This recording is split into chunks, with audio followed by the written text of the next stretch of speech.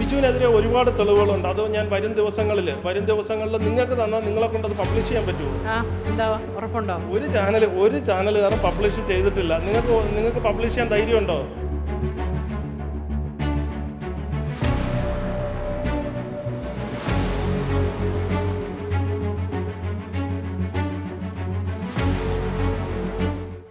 Thrissur RTO ഓഫീസിലെ MVI Biju PV കുറിച്ചുള്ള ചില അന്വേഷണങ്ങളിലൊക്കെയാണ് ഞങ്ങൾ പോകുന്നത്. ഏതായാലും ഞാനിപ്പോൾ ഉള്ളത് തിരുവനന്തപുരത്തെ ട്രാൻസ്പോർട്ട് കമ്മീഷണറുടെ കാര്യാലയത്തിലാണ്. എന്താണ് ഇത്തരത്തിൽ പോലീസുകാർക്കെതിരെ ഇങ്ങനെ ഒരു നടപടി വന്നിരിക്കുന്നത്? അതോടൊപ്പം തന്നെ ഈ നിലവിൽ സംസ്ഥാനത്ത് KSRTC ഉൾപ്പെടെ നിരവധി വാഹനങ്ങൾക്ക് ഫിറ്റ്നസ് ഉണ്ടോ, അല്ലെങ്കിൽ അതൊക്കെ അന്വേഷിക്കേണ്ട ചുമതലകൾ നിലനിൽക്കെ പോലീസിനെതിരെ ഇങ്ങനെ ഒരു വലിയ രീതിയിലുള്ള അലിഗേഷൻ വരുന്നു, പോലീസിന്റെ കൃത്യനിർവഹണത്തെ തടസ്സപ്പെടുന്നു. ഇതൊക്കെ നമുക്ക് അന്വേഷിക്കേണ്ടിയിരിക്കുന്നു. മറ്റെന്തെങ്കിലും മുൻവൈരാഗ്യമാണോ, അല്ലെങ്കിൽ മറ്റെന്തെങ്കിലും മനസ്സിലുണ്ടോ? ഇതൊക്കെ നമ്മൾ അന്വേഷിക്കേണ്ടിയിരിക്കേണ്ട കാര്യങ്ങളാണ്. ഞാൻ ഇപ്പോൾ ഉള്ളത് അറിയാലോ, നമ്മുടെ ട്രാൻസ്പോർട്ട് കമ്മീഷൻ ഓഫീസിലാണ്. അപ്പോൾ ഈ ബിജു PV എന്ന് പറഞ്ഞ് തൃശ്ശൂർ എൻഫോഴ്സ്മെൻറ്റ് RTOയിലെ MVI ഉദ്യോഗസ്ഥനാണ് ബിജു PV. അപ്പോൾ ഈ ബിജു PVക്കെതിരായിട്ട് ഞാനുമായിട്ട് അറിയാമെന്നുള്ള കുറച്ച് പരാതികൾ, ഇപ്പം ഒത്തിരി സുഹൃത്തുക്കൾ, തൃശ്ശൂരുള്ള ഒരുപാട് ആളുകൾ ഈ ഒരു വാർത്ത വന്നതിന് ശേഷം ബിജു PVയുടെ പേരിൽ ഇവിടെ കൊടുത്ത പരാതികളുടെ ഡീറ്റെയിൽസ് തന്നു. അപ്പോൾ എൻ്റെ അടുത്ത് അതൊന്ന് അന്വേഷിക്കണമെന്ന് പറഞ്ഞു. ആ പരാതി കൊടുത്തതിൻ്റെ അക്നോളജ്മെൻറ്റും കാര്യങ്ങളെല്ലാം എൻ്റെ കയ്യിലിരിക്കുന്നത്.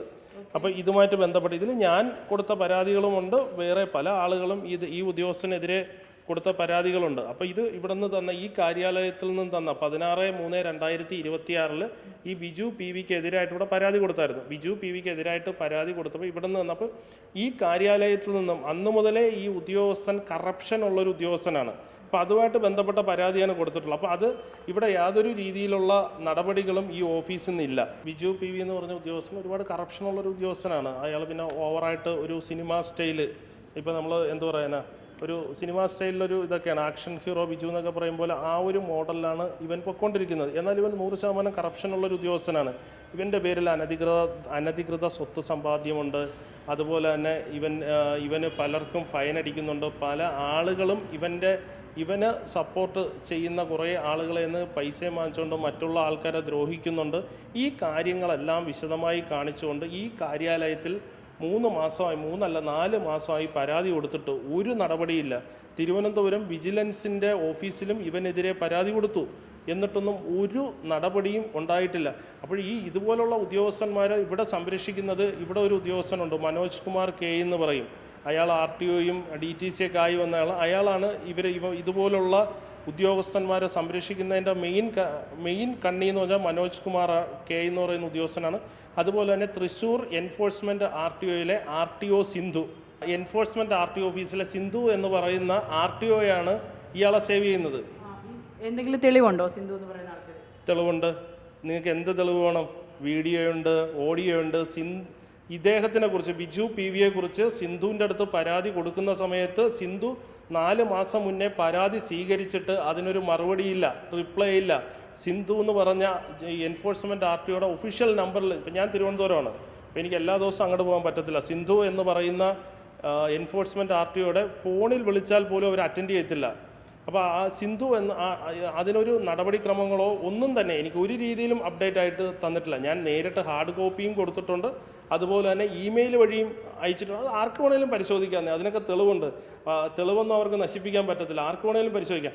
അതുകൊണ്ടാണ് ഈ ബിജു PVയെ ഈ മോട്ടോർ വാഹന വകുപ്പ് തന്നെയാണ് വളർത്തി ഈ ഒരു മോഡലിലാക്കിയിരിക്കുന്നത്. ഇതുപോലെ ഈ ഒരു ഡിപ്പാർട്ട്മെൻറ്റാണ് ഇങ്ങനെയുള്ള ഉദ്യോഗസ്ഥന്മാരെ വളർത്തുകയും മറ്റുള്ള ഉദ്യോഗസ്ഥന്മാർക്കൂടെ ഡിപ്പാർട്ട്മെൻറ്റിന് മൊത്തത്തിൽ അപമാനം ഉണ്ടാക്കുന്ന ഇതാണിപ്പം നടന്നുകൊണ്ടിരിക്കുന്നത്.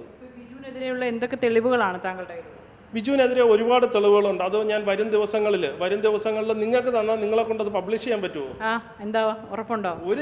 ഒരു ചാനലുകാരും പബ്ലിഷ് ചെയ്തിട്ടില്ല. നിങ്ങൾക്ക് പബ്ലിഷ് ചെയ്യാൻ ധൈര്യമുണ്ടോ?